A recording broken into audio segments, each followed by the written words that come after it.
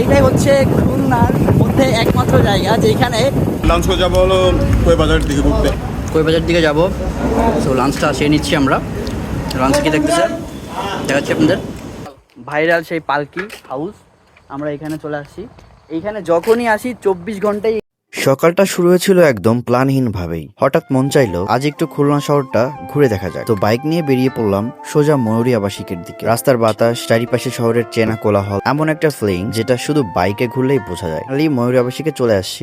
কিন্তু আমরা এখন চলে আসছি ময়ূরী আবাসিকে।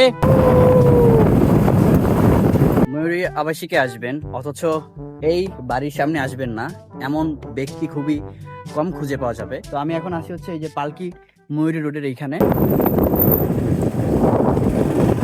ময়ূরী আবাসিকে পৌঁছে কিছুক্ষণ ঘুরলাম।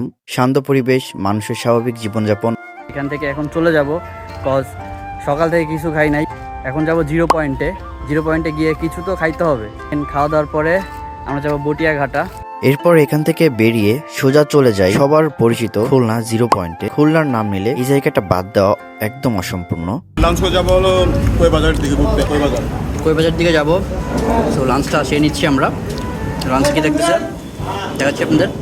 এখানকার একটা ভাইরাল রেস্টুরেন্টে আসছিলাম, যেটা হচ্ছে গোলপাতা। মজার বিষয় হচ্ছে এইখানকার সব আইটেমই আমরা ট্রাই করেছিলাম। আজকে দুপুরের লাঞ্চে হচ্ছে কলিজা, খাসি কলিজা বোনা, আর এখানে হচ্ছে ভর্তা আছে, অনেক রকমের ভর্তা। আর এটা হচ্ছে চিংড়ি মাছের ঘিলু, সব কিছু এখানে আছে। ডিম। আজকের দুপুরের লাঞ্চ।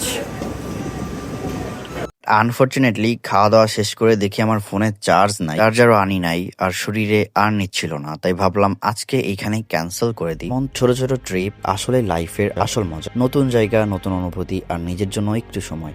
ভিডিও ভালো লাগলে লাইক করে দিও, কমেন্টস করে জানিয়ে দিও প্রিয় জায়গা কোনটা, আর এমন ভিডিও পেতে চ্যানেলটি সাবস্ক্রাইব করতে ভুলবা না। Okay guys, that's all about for the long time being. যাদের কাদের ভালো লাগছে অবশ্যই কমেন্টসে জানাবেন, অ্যান্ড হোপফুলি যে আমি আমার বেস্টটুকু দিয়ে ট্রাই করছি।